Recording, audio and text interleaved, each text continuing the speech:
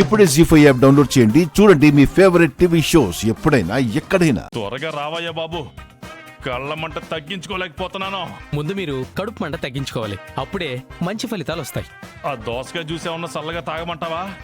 ఓ, మీకు అలా అర్థమైందా? ఒక పని చేయండి, దోసకాయని అడ్డంగా కోసి 2 ముక్కలు ఆయన కళ్ళ మీద పెట్టండి.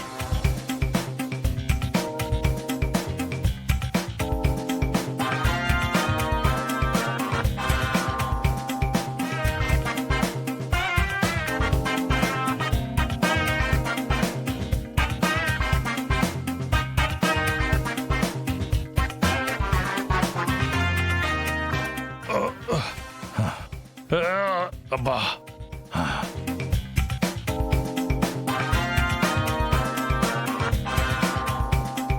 ఇప్పుడు ఎలా ఉంది? సమ్మగా ఉంది డాక్టరు. ఈ పనేదో రాగానే చెయ్యాల్సింది.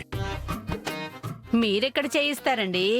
మీకు బాధ పెట్టడం తప్ప ఆ బాధ మీకొస్తే భరించడం తెలీదు. అవును తిరుపతి, నేను కష్టపెట్టడం తప్ప ఇట్లాంటి బాధలు పడలేదు. నాకే ఊరందరి ముందు కళ్ళల్లో కారం కొట్టాడు. నేను కళ్ళు తెరిశాక మొదటగా గంగగాడి సావే చూడాలా. మా అన్నయ్య జోలికి వెళ్తేనే కళ్ళు పోయాయి మావయ్య. మళ్ళీ మా అన్నయ్యతోనే పెట్టుకొని ప్రాణాలు పోగొట్టుకుంటావా? కళ్ళలో కారం కొట్టినా బుద్ధి రాలేదంటే ఇంకెలా కొడితే బుద్ధి వస్తుంది నాన్న నీకు? రే, నన్నే కొడతానంటావురా?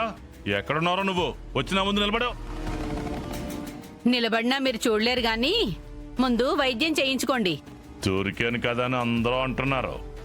ఎవరిని వదిలిపెట్టను తిరుపతి, అందరి పని చెప్తా.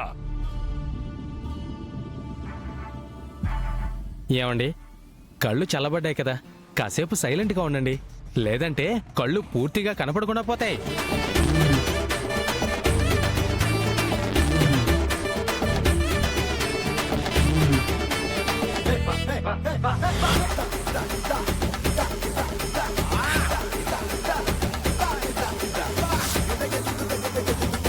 రాయ్, ఇక్కడేం చేస్తున్నావురా? ట్రీట్మెంట్ అండి. నువ్వు పశువుల డాక్టర్ కదా? నేను ట్రీట్మెంట్ చేస్తుంది కూడా దానికే కదా. అంటే మా నాన్ననే పశువు అంటావా? అరే, నేను అలా అనలేదండి. నేను పశువుల డాక్టర్ని కాబట్టి, పశువులకి వైద్యం చేస్తాను కాబట్టి, అసలు వైద్యం గురించి తెలుసు కాబట్టి, పశువుల గురించి ఎంతో కొంత తెలుసు కాబట్టి. ఆపుతావా నీ బట్టి పురాణం? అసలు నిన్ను ఇంట్లోకి ఎవరు పిలిచారు? మూర్ఖులని తెలిసినా, దుర్మార్గులని రుజువైనా సరే మీరు బాగుండాలని కోరుకునే నాగవల్లి పిలిచింది కాబట్టి నేనొచ్చాను. రాయ్, అంటే మమ్మల్ని దుర్మార్గులు అంటావా? అసలు ఎందుకండి మీరు అంతలా ఊహించుకుంటున్నారు? మీరు అది కాదు కదా. అదంటే అంటే మీ పేరు పెట్టి పిలిస్తే ఫీల్ అవ్వాలి కానీ అలా పిలవకుండానే ఫీల్ అవుతున్నారని అడుగుతున్నారు. అంటే ఎంతమందికి కన్నీళ్లు పెట్టించినా ఇవన్నీ మాత్రం కళ్ళల్లో పెట్టుకుని చూసుకున్నారు కదా. ఏయ్, ఎవరి కళ్ళ గురించి మీరు మాట్లాడుతున్నారో? ఈ 2 రోజులు నేను కళ్ళు తెరిచే వరకు మాట్లాడకండి. మాట్లాడంలే మావయ్య, నువ్వు కీరా పెట్టుకొని పడుకో. చూసారా, వాళ్ళు చేసే పనులు గుర్తు చేస్తే వాళ్ళకి పిచ్చ కోపం వస్తుంది వీర్రాజు. తప్పులేదు. ఇదే అర్థం చేసుకోలేకపోతున్నారు. ఇక మేం చెప్పే మంచి మాటలు ఎలా అర్థమవుతాయి వీళ్ళకి? అల్లుడు, అందరూ మన మీద కట్టగట్టుకుని విరుసుకు పడతా ఉండారు. అనా, కళ్ళకు కీర పెట్టుకున్నందుకు నీకు సల్లగా ఉండదేమో, కానీ ఇక్కడ జరిగేది చూస్తా ఉంటే నీ కళ్ళ మంటేమో గాని నా కడుపు మంట ఎక్కువ అవుతా ఉండది. మీరేం మాట్లాడుతున్నారో అర్థం కావట్లేదు చెల్లెమ్మా. ఇప్పుడు నీ కళ్ళు ఎలా ఉన్నాయి నాన్న? ఇప్పుడు దాకా మంటగా ఉన్నాయి అబ్బోడా. ఈ డాక్టర్ వచ్చి దోసకాయ ముక్కలు పెట్టాక కాస్త చల్లబడ్డాయి. వైద్యం చేసిన డాక్టర్ ఎవరో తెలిస్తే మళ్ళీ కళ్ళు ఎర్రబడతాయి అన్నాయ్. ఎందుకు? ఎందుకంటే నువ్వు కళ్ళు పోయేలా చేస్తావు కానీ వైద్యం ఎందుకు చేస్తావు?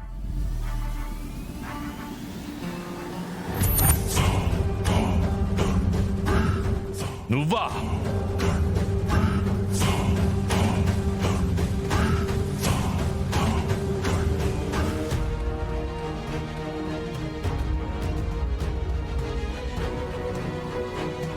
చాలా మంచి పని చేశావు అమృత. లేదంటే ఎప్పుడు 12 ఏళ్ల క్రితం కొట్టేసిన విగ్రహాలు ఇప్పుడు బయటపడ్డాయి. ఇన్నాళ్ళు ఆ విగ్రహాలు ఏమైపోయాయో తెలియక ముందు ఆ దొంగతనం అమ్మ మీద మోపారు. ఆ తరువాత ఎవరో పంతులు గారు దాచేశారని చెప్పారు. పోలీసులొచ్చినా దొంగని పట్టుకోలేకపోయారు. చివరికి నీ వల్ల ఈ ఊర్లో అసలు దొంగెవరో బయటపడింది. అవునమృత, నేను ఛేదించాల్సిన కేసులో ఇది కూడా ఉంది. ఆ ఫైల్ మీద నేను దుమ్ము దులపక ముందే దొంగని ఊరందరి ముందు నిలబెట్టావు. ఇందులో నేను చేసిందేముంది వదినా? అంతా ఆ భగవంతుడే అలా నడిపించాడు. లేదక్కా, ఆ భగవంతుడి విగ్రహాలే వాళ్ళు దోచుకున్నారు. కానీ ఆ విగ్రహాలు ఎలా కొట్టేశారో, ఎప్పుడు కొట్టేశారో అని నువ్వు భలే కనుక్కున్నావు.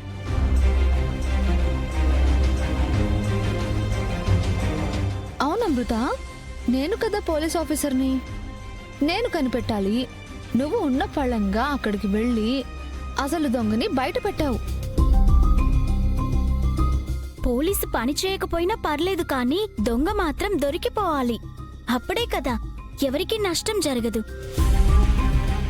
ఎవరో ఎందుకమ్మా, మనమే చాలా నష్టపోయాం. పరువు నష్టం జరిగింది. ఎంతో మందికి మేలు చేసిన అమ్మని దొంగ అన్నారు. ఆపదలో ఆదుకునే అమ్మ మీదే అభియోగాలు మోపారు. చివరికి వాటన్నింటికీ అమ్మ దూరంగా ఉంది. ఎక్కడుందో ఎలా ఉందో కూడా తెలియట్లేదు.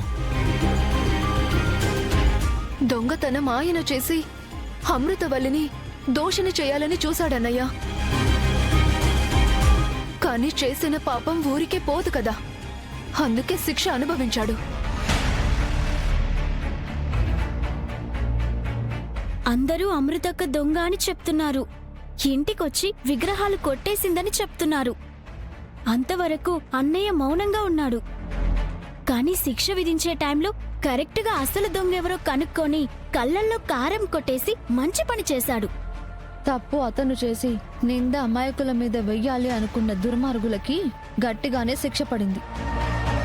తనే దొంగ అని 12 ఏళ్ల క్రితం విగ్రహాలు దాచేశాను అని చెప్తాడేమో అని చూశాను. ఒప్పుకోవడం కాదు కదా. అమృత కళ్ళల్లో కారం కొట్టడానికి, తన చేతిని కాల్చడానికి వాడు కాలు దువ్వాడు.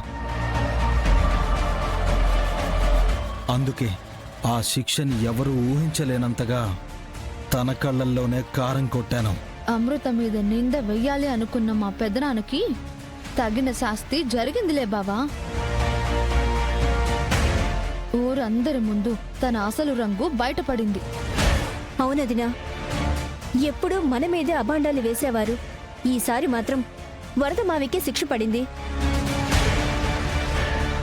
నేను కూడా ఆఖరి నిమిషం వరకు చెప్పలేదు. అప్పుడు నువ్వు చెప్పలేదమ్మా, కానీ నువ్విప్పుడు నోరు విప్పాలి. జీ5 యాప్ డౌన్లోడ్ చేసి అన్ని ఎపిసోడ్స్ పూర్తి ఉచితంగా చూడండి.